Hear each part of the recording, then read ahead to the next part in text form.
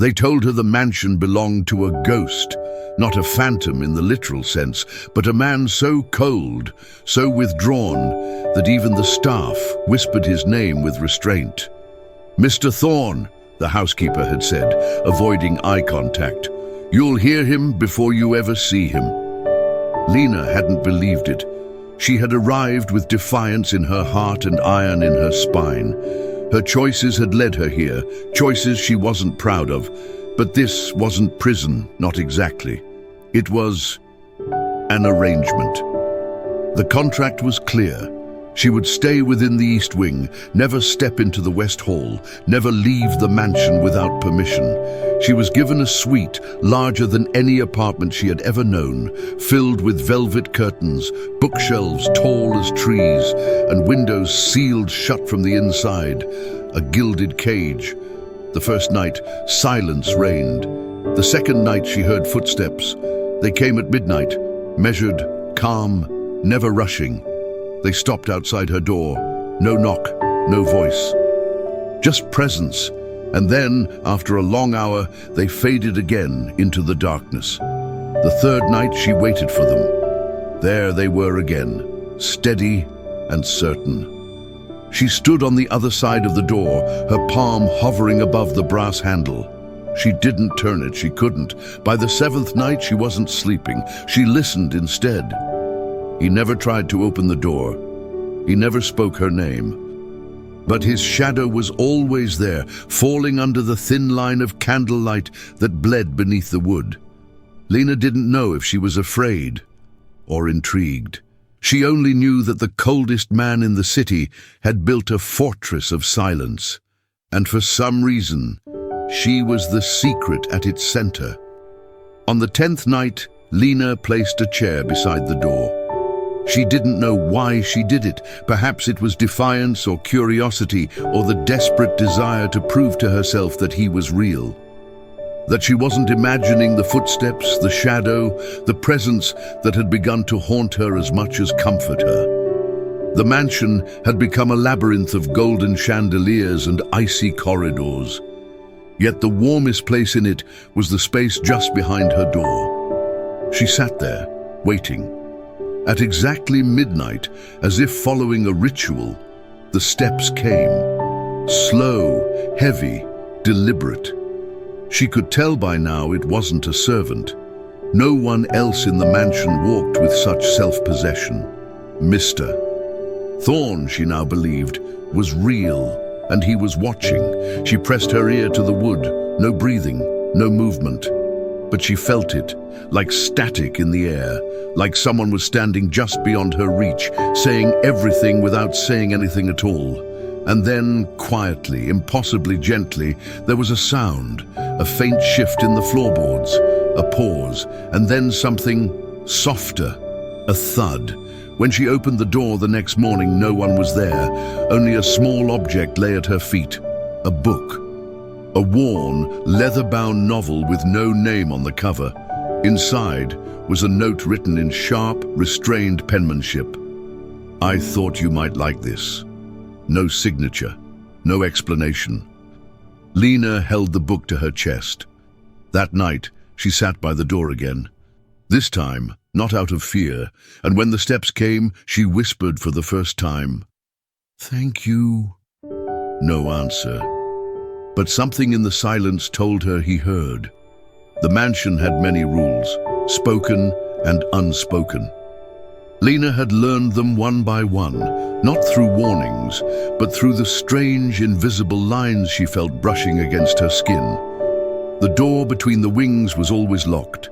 Meals were left outside her room by invisible hands, and the cold air in the west hallway was like another presence entirely, pressing against her chest when she dared to approach. But there was one rule more sacred than all the others. Mr. Thorne never crossed her threshold, not once, even after the book. Even after the second one, a volume of poetry with faded annotations in the margins. Even after the third, a diary of a woman long forgotten, filled with lonely entries Lena couldn't stop reading. Each time, the book appeared like clockwork, just after midnight. Each time, he remained on the other side.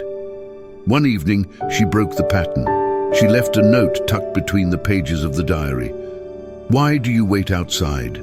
Why not speak to me?" The next morning, there was no answer, no book. And that night, no footsteps. The absence stung deeper than she expected. Days passed. She wandered through the east wing like a ghost. The silence grew louder than any knock could have, until the fifth day, when she returned to her door and found a single white rose lying on the floor. No stem, no vase, just the bloom. With trembling fingers, she picked it up and noticed a word carved delicately into one of the petals in faded ink. Trust. It was then she realized he wasn't keeping her in. He was keeping something else out, and for the first time, Lena questioned who exactly needed protection. Lena had passed the western hallway a dozen times, but now it called to her like never before. The word trust stayed in her mind like an unfinished sentence. What did he want her to trust? Him or the silence? The western wing was always colder. The air felt denser there, as if the walls themselves held their breath. A velvet rope stretched across the entrance, a symbolic barrier rather than a real one. She stepped over it. The floor creaked. For a moment, she expected an alarm, a voice, a hand on her shoulder. But there was only silence and the distant echo of her own breath. The corridor was darker, the windows clouded, and the chandeliers covered in pale dust. Here, time had not moved in years. Halfway down the hallway, she saw it, a door unlike any other in the house. Heavier, older. Its frame was carved with symbols she couldn't understand, hieroglyphs perhaps, or just a madman's scratches. And in the center, a small iron lock glinted like an eye. She reached for the handle. It turned, but the door didn't open. From behind her, the floor creaked again. Slowly, she spun around, heart pounding. It was him, Mr. Thorne. He stood at the other end of the corridor, unmoving, shrouded in the dim light like a statue carved from shadow. His face was unreadable, but his presence burned. He didn't speak, just shook his head, once, gently, not in anger, but in sorrow. And with that, he turned and vanished around the corner. Lena stood frozen. He hadn't raised his voice. He hadn't tried to stop her. He didn't need to, because something behind that door didn't want to be found. The next morning, Lena woke early. She hadn't slept much after her encounter in the west hallway. She kept thinking about the way Mr. Thorne looked at her, not with fury, but with a sadness she couldn't explain, as if he had once opened that door himself and never fully closed it again. The morning light cut through the gauze curtains, stretching shadows across the marble floor. Her breakfast tray had been left without a book this time. No message, no rose, just silence. So she wandered again, this time into a room she hadn't noticed before. The door was cracked open. Inside, the scent of old paper and polished wood filled the air. It was a gallery of sorts, with portraits lining the walls, dozens of them, some faded, some incomplete. Men and women with eyes that seemed to follow her, their features bearing the unmistakable touch of nobility and tragedy. At the far end stood a large canvas, taller than her, draped with a deep blue cloth. She hesitated, then pulled it down. There he was, Mr. Thorne, younger but unmistakable. And beside him, a woman with hauntingly familiar eyes. Lena stepped closer, her breath caught. The woman, she looked like her, not exactly, but enough to make her knees weaken. The plaque beneath the frame read, Elia Thorne, 1894. It was the only labeled portrait in the room. "Your name is hers," said a voice behind her. She turned sharply. It was Mr. Thorne. He didn't enter the room, just stood in the doorway, his eyes heavy. "She once believed love could change everything," he said, "and it nearly destroyed us all." Then he turned and walked away. leaving Lena with the truth wrapped in silence and her name painted in oil beneath a stranger's face. Lena couldn't stop thinking about that portrait. Elea Thorne. The resemblance was uncanny, not just in appearance but in something deeper, the way her painted eyes carried secrets, the way the corners of her mouth almost refused to smile. Lena felt it like a thread tugging at the edge of her memory, a memory that wasn't even hers. She followed it. That invisible pull led her, hours later, to the mansion's east wing, an area she had been warned was not ready. The doors were locked last week. Now they opened as if waiting for her. The air smelled of dry ink and wax. The library was vast, ancient. Unlike the more curated halls of the house, this room was untouched, shelves buckling under the weight of books no one had read in a century. Candle sconces lined the stone walls, though none were lit. In the center, a massive globe sat cracked open like a secret, its interior revealing not continents, but scrolls. She touched one. The script was in Latin or something close, drawings of stars and strange machines, symbols etched into the corners. Elea spent years trying to read those, said Mr. Thorne's voice again, soft and sudden. Lena jumped but didn't turn. She believed there was a pattern in the stars, he continued, that every tragedy had a symmetry, even love. Now she turned. He wasn't close. He never got close, but his expression was gentler this time, still unreadable but less guarded. She died in this house, he said. They said it was the fever, but I know better. It was what she found in these books. Lena blinked. Why are you showing me this? He didn't answer. Instead, he said, you were meant to come, even if you don't remember yet. Then he left her there, surrounded by dust, shadows, and a truth wrapped in myth. The next morning, the air in the mansion felt heavier. Lena awoke from dreams she couldn't remember, only the echo of a voice calling her name over and over, like waves against stone. Something was shifting. She could feel it. The silence wasn't just silence anymore. It was waiting. She wandered beyond the usual halls, past the familiar staircases and the breakfast room with its empty tray. Mr. Thorne hadn't visited again, but his absence now felt more deliberate, as if he was watching from behind the walls, waiting for her to piece together something she didn't yet understand. Her feet led her to a sunlit corridor, lined with arched windows overlooking the inner courtyard. At the very end of the hall stood a single door, painted black, its handle tarnished with age. She tried it, locked, but as she turned away, she noticed something new, a glint of iron beneath a statue of Horus that flanked the wall nearby. Reaching down, her fingers brushed a small key, half buried in dust. The door creaked open slowly. What lay beyond wasn't a room, but a hidden garden. The courtyard was overgrown, wild with white flowers and tall grass, as if no one had stepped foot in it for decades. Yet in the center, there was a stone bench, and on it, fresh petals, not dry, not wilted. Someone had been here. Lena stepped in slowly, the scent of jasmine enveloping her like a memory. There was something familiar in this place, a sadness she couldn't name, a peace she hadn't felt since childhood. She sat, and from behind the vines, she heard the soft crunch of footsteps. Mr. Thorne emerged from the shadows, carrying nothing but a folded handkerchief. He sat beside her, not speaking. And together, in silence, they mourned something neither of them could name, but both had clearly lost. The mansion had changed, or maybe Lena had.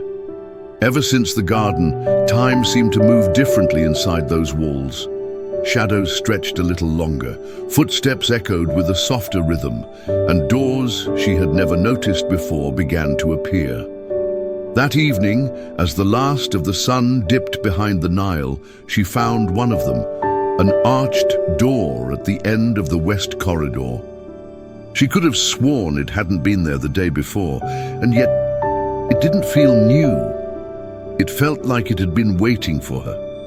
The knob turned with ease. The room inside was small, square, and bare, except for a single object in the middle, a music box. It sat atop a pedestal, ivory inlaid with gold shaped like a lotus. The lid was half open as if disturbed mid-song. Lena stepped closer, brushing off the fine layer of dust. She turned the key. The melody that spilled out was haunting. Minor key, faintly familiar, and with each note the room around her seemed to breathe. Memories she didn't know she had rose to the surface. A woman's voice, humming that same tune in a moonlit nursery. A pair of amber eyes watching from a doorway. A storm, a scream. The song ended abruptly. Behind her, the door clicked shut. She turned, but it wasn't locked. Instead, Mr. Thorne stood there watching her with an unreadable expression. This time, his presence didn't startle her. "You remember it, don't you?" he asked softly. Lena nodded, though she didn't know why. That song, it was hers, Elia's. She played it the night before she disappeared. A long silence stretched between them. Then Mr. Thorne said, "You're not just a guest in this house, Lena. You're part of the reason it still breathes." Before she could ask what he meant, he turned and walked away, leaving her with a song, 1,000 questions, and a growing sense that she wasn't the only one searching for the truth. Later that night, sleep evaded Lena like a flickering flame in the wind. Her body lay still beneath the linen sheets, but her mind wandered restlessly through corridors, gardens, locked doors, and music that didn't fade. Every room in the mansion now felt charged, like it was holding its breath, waiting for something to be uncovered. Drawn by a feeling she couldn't ignore, she left her room and wandered barefoot into the main hall. The moonlight streamed through the tall windows, casting silvery shadows across the marbled floor. The silence was profound, but not empty. It pulsed, as if the house itself had a heartbeat, and then she saw it. A massive painting, newly uncovered on the wall where a dusty curtain had once hung. She could swear it hadn't been there before. Lit only by moonlight, the oil portrait depicted a woman with long, raven-black hair and eyes the color of burnished gold. Her face was serene, but her gaze pierced like a blade. Lena stepped closer. She recognized the eyes. It was her own face, but not entirely. The jawline was different, the posture regal. It was like seeing a version of herself from another time, another life, a version cloaked in secrets and sorrow. Below the portrait, a brass plaque read one name, Elia. Lena's breath caught. She stumbled back, whispering, "Who are you?" Behind her, a whisper of fabric. Mr. Thorne had appeared again, silent as ever. "She was your grandmother," he said gently, "but the truth is more tangled than bloodlines." Lena turned, heart racing. Why would she look like me? "Because," he said, voice low, "you've come to finish what she couldn't. This house doesn't let go of those it belongs to, and neither does its curse." Lena swallowed hard. What curse? But Mr. Thorne said nothing more. He simply turned toward the portrait, his gaze unreadable.